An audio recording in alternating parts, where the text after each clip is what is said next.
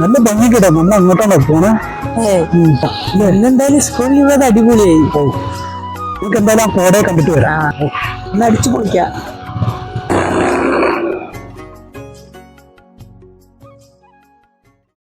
എവിടേക്കാ രണ്ടാളും കൂടി?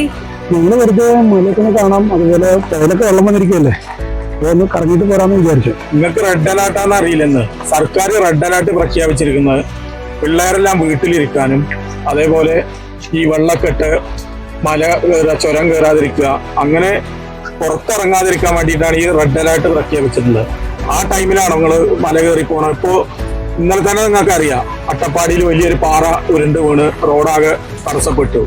അത് ഭാഗ്യം കൊണ്ടാണ് അതിന്റെ ഇടയിൽ ആളുകൾ പെടാതെ കഴിച്ചില്ലായത്. അപ്പൊ അതൊക്കെ നോക്കിയിട്ട് അതൊക്കെ കണ്ടിട്ടാണ് സർക്കാർ റെഡ് അലേർട്ട് പ്രഖ്യാപിച്ചിട്ടുള്ളത്. ആ ടൈമിലാണ് നിങ്ങൾ മല കയറി പോകണം. പിന്നെ ലീവല്ലേ, ഇവിടെ വെറുതെ ഇങ്ങനെ കറങ്ങാന്ന് വിചാരിച്ചു. ഫയർഫോഴ്സ്, പോലീസ്, സിവിൽ ഡിഫൻസ്, ഞങ്ങൾ എല്ലാവരും ഇങ്ങനെ ചെയ്യുന്ന നാടിന് നന്ദിക്ക് വേണ്ടിയാണ്. ഇതുപോലുള്ള ടൂറ് കാര്യങ്ങളൊന്നും പരമാവധി ചെയ്യാതിരിക്കുക. ഓക്കെ.